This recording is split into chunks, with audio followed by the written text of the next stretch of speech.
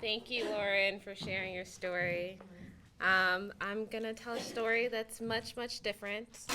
Um, for those who don't know me, I'm Aerris. I work with Planned Parenthood, and when I was thinking about what kind of story I wanted to share, oftentimes I'm really busy and focused on, kind of my work and the topic at hand, so I thought I'd share a story that was maybe a little bit of information that a lot of people might not know about me that might be surprising to folks. So I will jump into it. So as you see me today, I'm wearing this beautiful dress and, looking great, I think.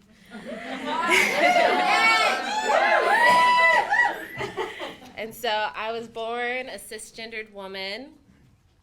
I've always been, traditionally femme. I've always loved getting dressed up, wearing dresses and skirts. When I was a child, I loved getting my nails painted and wearing dresses and walking around the house in my grandmother's high heels shoes. I loved wearing dresses so much that when I was about 3 years old and my mom was graduating from college, she had bought this beautiful outfit for me that was like a drop waist shirt with a little frill at the bottom and some leggings, and I refused to wear it because I didn't want to wear pants. I wanted to wear a dress. And I ended up winning that argument, and I went to the graduation wearing the drop waist shirt without any pants. But despite the fact that I have always been a girly girl, due to a fateful run-in on the elevator at the Florida Avenue Residence Hall on the University of Illinois campus, this traditionally femme woman became a drag king for the night. It was the spring of 2010. I had enjoyed the fall semester in the Eden of freshman year, where you get to, shed the skin of who you were in high school and become whoever you wanted to be. And I had spent the fall semester getting to make new friends, keeping relationships with old friends from high school, because I was what's considered a townie, where I was one of the folks in Champaign who was from Champaign but also went to the University of Illinois. And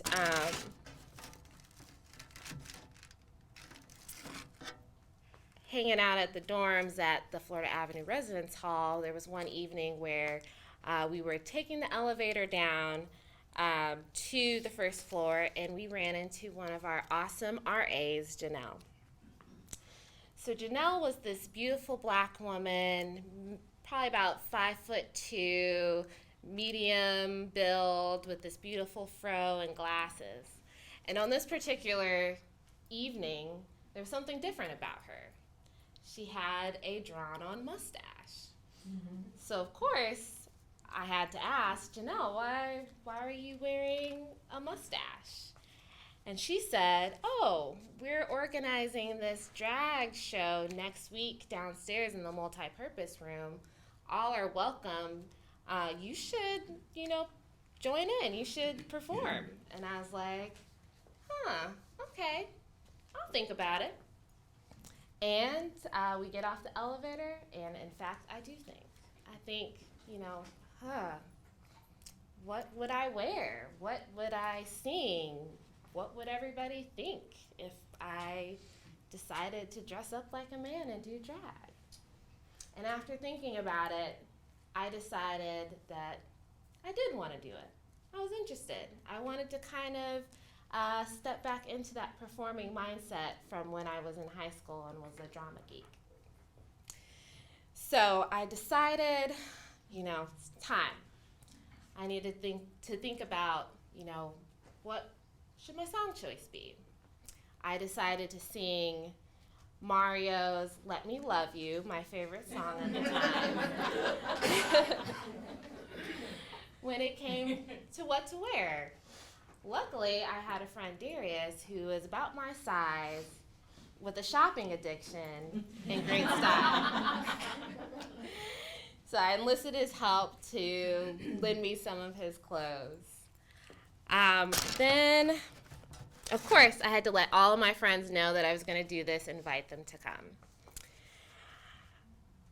So I did all the preparation that I had to do. I practiced the song lyrics in the mirror, got my outfit, and finally the day came when it was time to perform.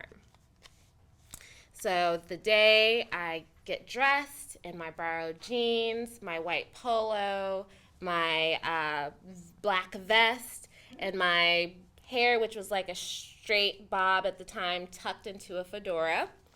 And I draw on my goatee. And I take the elevator down to the multi-purpose room in the basement. And I make my way to the makeshift dressing room. And it's at that moment when I see all of the other performers that I realize, oh, this is not just like a student drag show. This is a drag show that has also performers, drag queens, drag kings from across the region who they do this every weekend. And I'm like, oh my God, what did I get myself into?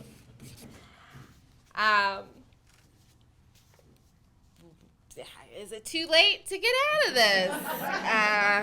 And as I'm watching all of the drag queens and kings and queens get in their regalia and do all their tucking, getting to see the whole backstage experience. But at that point, the multi-purpose room was filling up, and I see a lot of my friends in the audience, and I'm like, there's no backing out now.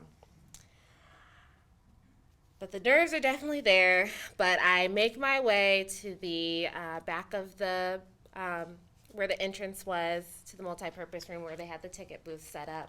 And I'm in my outfit and trying to get into the mindset of how do I embody this masculine energy for my drag king performance. And it's as the first performer is starting, about halfway through, one of my really good friends, DJ, walks in, and I'm kind of in the way, and he squeezes by me, and in a voice that he's never ever used with me before, he says, oh, excuse me, man, excuse me, dude. And I was like, it's me, Aerris. And he's like, oh. And I was like, I must be looking great. It must be working. I passed. So at this point, my my confidence is bolstered, and so I'm like, okay, this is going to be good. And then at some point, it's my turn, and they call my stage name. And honestly, guys, as I was writing this, I don't remember what my stage name was, what I created. So, okay. I'm going to say like Romeo. I'm going to say Romeo. Romeo. We'll just stick with Romeo for the ladies. And I get the mic in my hand, and it's go time. So the music drops, and I'm dancing. I've got my, I'm doing my, embodying my masculine energy with the shoulders. I'm doing some arm stuff. I'm saying hi to the ladies. Yes, hello.